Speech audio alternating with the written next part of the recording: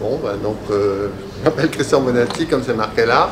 Je suis directeur de recherche au CNRS en mathématiques. Depuis toute ma vie, je dessine. Et ça fait une douzaine d'années que je peins avec l'aide de Igor Mitsias à son atelier de peinture. Ils ont une aide lorsque je n'avais pas fait de peinture avant. Mes peintures sont toujours des choses profondes sur la vie que j'ai envie d'exprimer et je cherche une façon d'exprimer visuelle. Ici, je me suis aidé sur deux tableaux, même sur trois, mais il n'y en a que deux qui sont exposés ici. Et je me suis aidé d'une musique d'Igor Stravinsky, Le Sacre du Printemps, qui est... Premièrement, ça a été en 1912 ou 1913, ça a été l'un des plus gros scandales de la musique classique et du ballet. C'est un ballet qui est une cérémonie païenne, un peu sauvage, de sacrifice d'une jeune fille. Il y a toute une partie qui est le choix de la jeune fille, puis elle devra danser jusqu'à la mort pour faire naître le printemps, pour que les récoltes poussent, pour que le printemps arrive. Donc j'ai représenté une danseuse qui est en déséquilibre assez fort, mais non seulement ça, mais elle est en train elle-même de disparaître en un certain sens, puisqu'il y a sa peau qui éclate à plusieurs endroits. Donc elle est en train d'éclater un peu comme une écorce d'arbre, et là, ce qu'on voit par derrière, c'est une sorte de transmutation en quelque chose, on ne sait pas quoi, on a un élément, on ne sait pas si c'est liquide ou autre chose. Ou elle peut aussi disparaître en transparence, mais elle-même dans son mouvement, qui est donc à la fois, je voulais un mouvement qui soit à la fois vers le bas et vers le haut, et vers le haut, elle lance, elle fait naître le printemps, représenté, symbolisé par des fleurs, par des roses ici. C'est une cérémonie, donc il fallait un officiant, un religieux, un prêtre d'une religion quelconque. D'un autre côté, dans les religions païennes, le printemps naissait aussi parfois un jeune homme et une jeune fille étaient choisis pour faire naître le printemps. Ces deux personnages qui peuvent à la fois représenter un Adam et Ève, ou peu importe, en tout cas, ils sont aussi, eux, le renouveau de la vie. C'est une cérémonie, il y a des offrandes. Donc des gens apportent soit des paniers avec des fruits, soit des fleurs. Les gens viennent de toute civilisation. Donc il y a des robes indiennes, il y a une mexicaine, il y a des gens en t-shirt tout à fait occidentaux. La cérémonie, c'est plus en relation avec la terre, de ce fait c'est tellurique, et de ce fait j'ai choisi des menhirs ou un dolmen sur lequel est mon prêtre. J'ai fait un peu porter la noirceur du sujet sur le prêtre, qui est donc qui a l'air un personnage un peu inquiétant. Cela dit, je ne sais plus comment s'appelle le bâton du prêtre, mais il est en train de pousser, il y a des fleurs qui poussent le long du bâton. Okay. Et d'un autre côté, tout ça, c'est jamais qu'un spectacle ou une cérémonie, mais en tout cas, c'était une musique. De ce fait, il y a un chef d'orchestre, un petit public, et d'un autre côté, c'est pas la vraie vie. Et donc, je voulais que la vraie vie soit représentée quelque part, et donc il y ait un autre plan de dire oui, bah, tout ça c'est bien beau, mais c'est pas ça la vraie vie. Et de ce fait, j'ai mis un monde souterrain. Ce monde souterrain, je le voulais idéaliser. J'ai pensé à des peintures, souvent c'est des peintres anglais qui mettent des animaux habillés dans soit fumant la pipe, soit devant un feu, etc. Donc des choses très bourgeoises, très vie quotidienne, agréable. Donc ici, j'ai mis tout un petit village avec deux amoureux, une scène de fête, des filles qui jouent à la balançoire ou à la corde. Et puis une sorte de, un peu comme dans un cirque, il y a un monsieur loyal qui présente. Là, il y a une sorte de monsieur loyal qui nous regarde, hein, et donc qui regarde le public. Puis, souvent dans mes tableaux, il y en a aussi, toujours pour dire que tout ça, c'est pas la réalité. Il y en a un qui en a rien à faire, donc celui-là, il s'est intéressé à, tiens, il y a le cadre qui termine, et il regarde pas en dessous. Donc c'est un peu le même rôle. Bon, ce personnage-là a un peu le même rôle que, pour ceux qui ont ma génération, Gottlieb mettait une coccinelle qui disait n'importe quoi par rapport à son dessin. C'est un peu le rôle de ce personnage-là. Voilà. Pour ce tableau-là, je ne sais pas si... Ah oui, si, il y a aussi le printemps pousse. Donc, sous la neige, il y a les différentes choses qui poussent. Mais j'ai envie de mêler plantes et animaux. De ce fait, chaque oignon de plante, en fait, il y a un petit fœtus dedans. Bon, parce que au renouveau de la vie, c'est pas que de la vie des plantes. Dans ce tableau, qui est donc fait sur papier, mais c'est quand même acrylique et huile, c'est huile sur acrylique. Il s'agit d'une réflexion sur la naissance, la maternité, l'apparition de la vie. Et donc, le personnage principal, c'est cette dame, que j'ai le titre, ici j'ai mis Mater, sur mon ordinateur c'est Madone, donc en tout cas c'est très lié à la mère. Il y a donc un personnage qui veut exprimer la douceur de la maternité, un peu comme une image d'Épinal, mais en même temps que chacun vit, que beaucoup de femmes ont connu, quoi, le moment d'intimité particulier de l'allaitement. Mais j'ai voulu aussi rappeler que juste avant, il y a eu l'accouchement, et que l'accouchement c'est peut-être la plus grande douleur que les femmes connaîtront dans leur vie. Et cette impression au moment d'accoucher que le bas du ventre se déchire, et de ce fait j'ai fait un mouvement comme ceci où la dame a éclaté en se transformant en une sorte de fleur sanglante.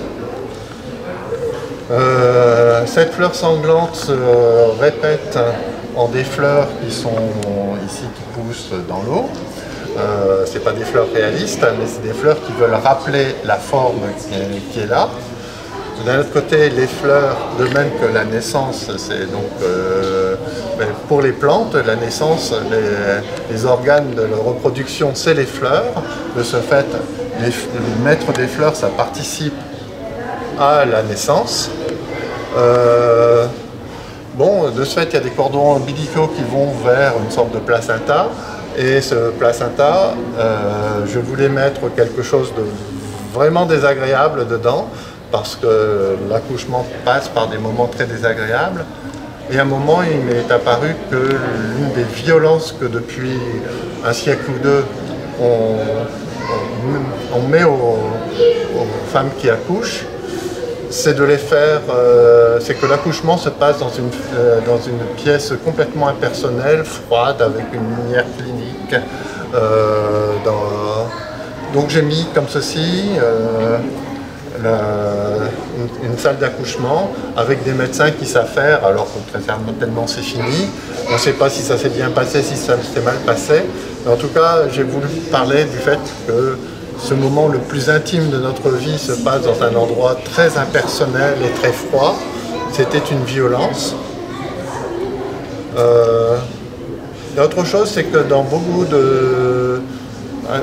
Quand on doit parler, parce qu'à parler de reproduction, forcément, en un certain sens, on parle de sexe, mais parler de sexe au masculin, c'est très mal pris en général. Et de ce fait, j'ai réduit les hommes à des spermatozoïdes qui sont représentés comme des poissons qui tournent autour de cette boule qui me sert de placenta, mais qui pourrait tout aussi être un ovule. Donc j'ai mis plein de poissons qui tournent autour. C'est à cause de ça que c'est un milieu aquatique. La naissance, non seulement c'est un moment tendre et c'est un moment violent, mais c'est aussi un moment mystérieux, un moment magique, un moment... C'est le mystère de la vie. De ce fait, c'est aussi un côté religieux. Il y a beaucoup de religions prennent beaucoup d'attention à la naissance. De ce fait, il y a une sorte de public et il y en a un qui va habiller un peu comme un religieux. Ce côté religieux est amplifié par un livre et par cette vanitas qui était utilisée chez les classiques pour rappeler que la vie n'est qu'un passage, qu'on s'attache à des choses mais que tout ça ce n'est que des vanités. Mais en même temps, j'ai voulu que dans cette vanité, ça soit la naissance de nouveau avec plein de fleurs. J'étais au Mexique quand j'ai fait le personnage principal et une amie chorégraphe m'a signalé que j'avais un bon motif mais j'avais pas de point de vue dessus, qu'il fallait m'en dégager un peu. Et de ce fait, j'ai rajouté un encadrement visiblement religieux aussi, enfin visiblement classique gothique, ce qui renforce le côté religieux. Et peut-être que pour terminer, je peux dire que de même que dans le tableau précédent, il y en avait un qui n'en avait rien à faire, là il y en a un qui vit pique-nique et se boit un coup de rouge en n'ayant rien à faire de la cérémonie qui se passe derrière lui. Pour dire un peu que oui, ben, tout ça c'est quand même un peu ce n'est qu'une scène, ce n'est pas la vraie vie. Donc c'est de nouveau le Sacre du Printemps. Alors, en fait, quand j'ai montré le tableau qu'on a vu tout à l'heure sur le Sacre du Printemps, il y a quelqu'un qui m'a fait remarquer, enfin il y a un ami qui m'a fait remarquer que le Sacre du Printemps était une musique plus sombre que mon tableau. Et donc j'ai fait la version sombre de la même scène, du même sacrifice d'une jeune fille pour faire naître la vie. Je me suis un peu écarté de la musique, je n'ai pas fait de passage de l'hiver au printemps, j'ai plutôt passé de la mort à la vie, disons. Mais c'est un personnage, c'est un marionnettiste qui raconte.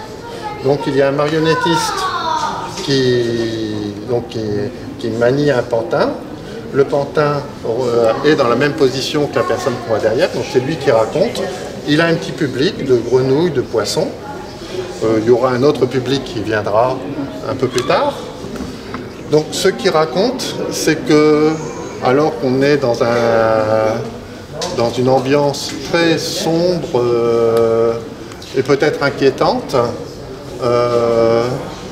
eh bien il va y avoir un jaillissement de vie à travers une fille qui n'est pas en très bon état, mais qui fait naître la lumière, qui se tourne vers la lumière. Ça doit être aussi une cérémonie religieuse. De ce fait, il y a une prêtresse et derrière elle un public. J'ai pris le public de la chorégraphie de Pina Bausch du Sacre du Printemps. Donc derrière, je voulais soit un paysage complètement désolé, comme ici, soit des formes un peu inquiétantes. Je m'en veux un peu d'avoir mis des chauves-souris, parce que j'aime bien les chauves-souris. Donc j'ai préféré, par exemple, ici, mettre des pattes dont on ne sait pas ce que c'est, qui sortent d'un œuf. Ça m'a semblé plus logique d'être inquiétant. Ceci, c'est des orchidées qui poussent dans notre région et qui ont le nom curieux d'orchidées de l'homme pendu. Et ceci s'explique parce que chaque fleur a 2 yeux, 2 bras, 2 jambes. Et donc il me semblait qu'à elle-même, elle symbolisait la vie et la mort. Donc ça me semblait bien. Donc, comme c'était le pendant de l'autre, il a pris la même structure avec un monde souterrain. Et le monde souterrain, cette fois-ci, c'est la réserve de vie. De ce fait qu'il y a plein de racines. Parce que dans les plantes, ok, nous on aime bien la partie extérieure, mais la partie qui est vraiment, qui pompe la vie et qui fait naître les choses, c'est les racines. Et de ce fait, il y a, bon, voilà, il y a tout un sous-sol de racines. Comme c'est la vie aussi, il y a plein d'eau. Et puis, les gens qui y sont ne participent pas à l'ambiance tragique du dessus. Le jaillissement de mains est volontairement ambigu. On ne sait pas si les mains retiennent la personne, si elles s'agrippent à elle, si les mains la poussent au contraire vers l'extérieur, si simplement c'est des gens qui veulent sortir vers la lumière. Donc je crois qu'elles sont assez désagréables à la vue, disons, ces mains. Et bon, de ce fait, j'ai rajouté des choses qui sont sans doute encore plus désagréables, c'est des doigts qui sortent tout seuls à divers endroits. Je crois que j'ai dit à peu près tout. Ah, il y a une curiosité technique ici, c'est que à cause de la perspective, la dame, je lui ai fait qu'un bras parce que l'autre bras devrait apparaître juste là avec quelques doigts qui arrivent là et on ne comprenait pas. J'ai tenté diverses positions et à un moment donné on a dit bah tant pis, on enlève le bras. Donc j'ai mis une main, je l'ai enlevé, parce que visuellement ça ne marchait pas. Et dans mes peintures, j'aime bien quand il y a des choses que je ne comprends pas. Et donc je serais bien incapable d'expliquer exactement d'où vient ce mur de visage ici, qui sont en train de regarder la scène. Et les visages se transforment d'humains en de moins en moins humains quand on s'en va par là-bas. Et je ne sais pas pourquoi, mais je l'ai senti comme ça.